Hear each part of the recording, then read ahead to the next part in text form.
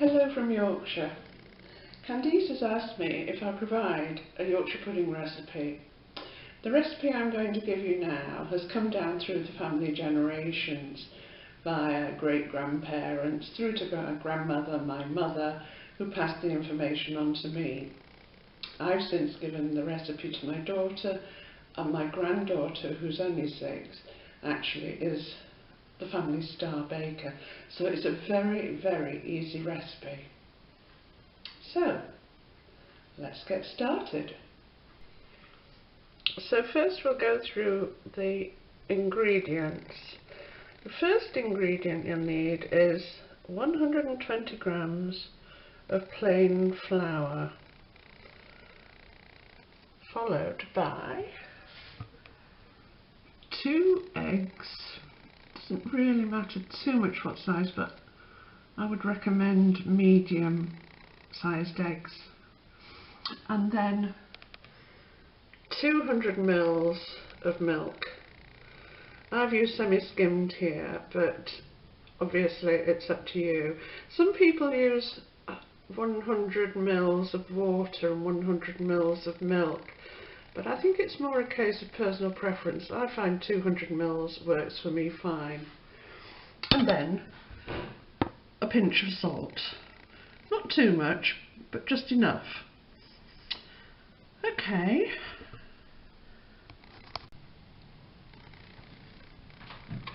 So first I'm going to add the pinch of salt to the flour and just mix it in so that flour incorporates it. And then I'm going to break the eggs, make a little well, if you can, into the centre of the flour, and then crack the eggs. Now I hope I'm getting this right because I can only film it once. So eggs into the flour, number 1, making sure not to get any shell in it, of course.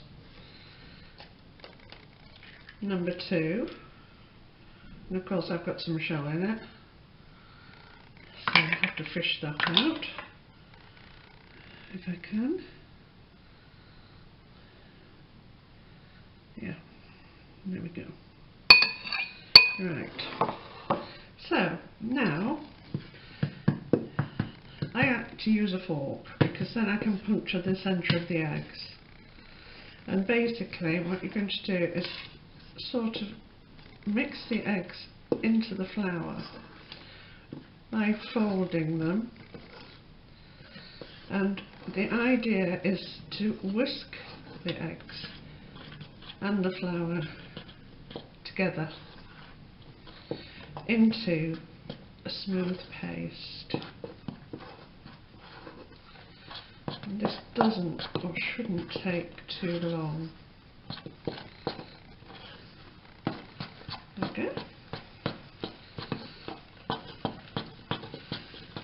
You want to try and get it as smooth as you can before we start adding the milk, and then that way we don't have any lumps in the mixture. I hope I'm getting this on camera.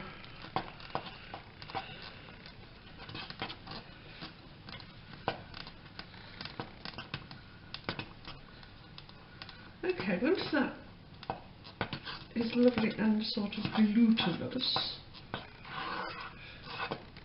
we can add the milk.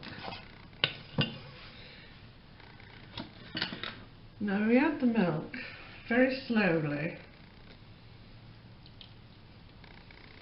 about that much at a time, which is 50 ml, and then mix it slowly, because we want, once again, we're trying to get rid of all these lumps. So there's no rush at this point.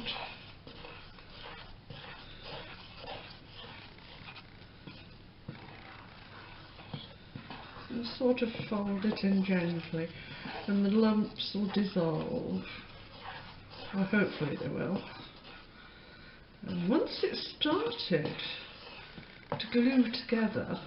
I'm not sure if that's the right technical term, probably not, but it doesn't matter. Then you can start beating the mixture.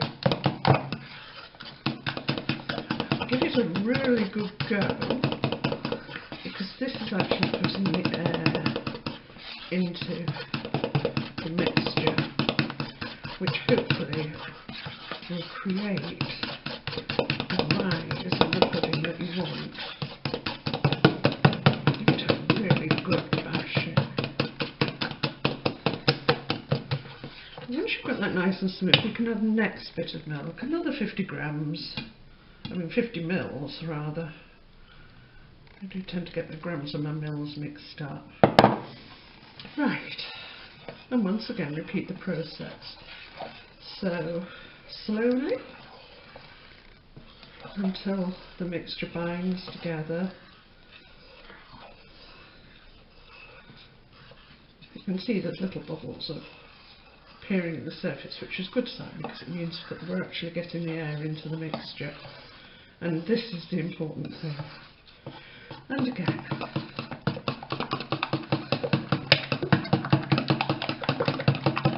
Good beating. Very therapeutic.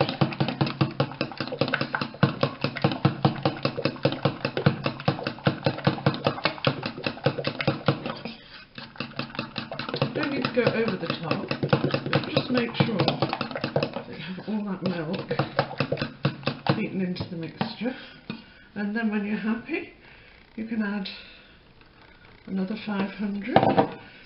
You don't want the mixture to be too wet, otherwise you can just have pancakes, and we don't want pancakes. It's more or less the same mixture I've used for pancakes, but for my pancakes I only use 1 egg, and I have been told that using 2 eggs for Yorkshire pudding is cheating. My mother always used to say you should be able to do it with 1 egg, but I've never yet had a successful Yorkshire pudding with 1 egg. So maybe I cheat, but it works. Okay, and then the last of the milk to go in. You see you've got lots of nice little air bubbles on the top, and that's what we want, because that's what's going to make Yorkshire puddings rise. Try not to spill it all over the kitchen.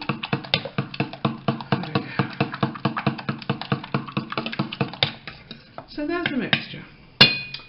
Right, now if you're doing it with beef, usually I get the beef, I do it well before I do the roast dinner, and then I usually put the Yorkshires in after I've taken the beef out of the oven, whilst I let the beef stand, because they do take about 20 minutes, but I'm now going to read you through what we do to put them in the oven.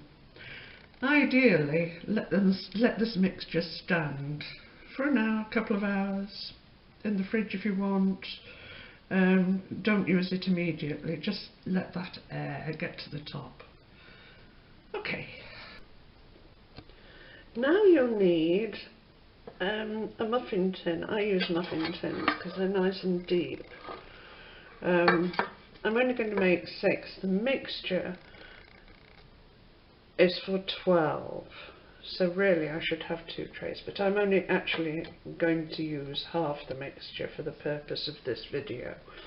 The full mixture, the recipe I've given you, is for 12 Yorkshire puddings. So what we'll need now is olive oil. I'm using an infused olive oil, a garlic one. The official Yorkshire recipe is to use beef dripping or lard, but seeing as we're slightly more health conscious now, I've adapted the recipe so that we can use an olive oil. I have been told off by a chef for doing this because it's not the proper traditional recipe, and he says that olive oil doesn't heat up well enough. The secret of the Yorkshire pudding rising is to do with the heat of the oil in the cases.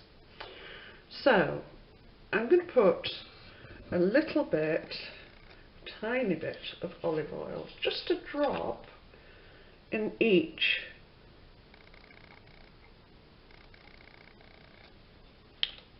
of the muffin bases. So there you can see how much I've put. That is more than, well, it is enough. You don't want any more than that at all. So now I'm going to do the rest of them. So bear with me. Okay, so there we are. I have the oil in the tin, basically.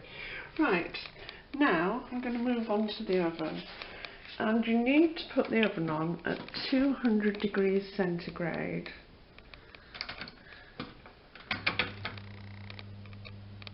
Ideally you put the oven on when you're actually making the mixture, but seeing as I'm not a professional cook and this is a very amateur video, I'm probably getting the sequence of events wrong, but just as long as you get the general gist.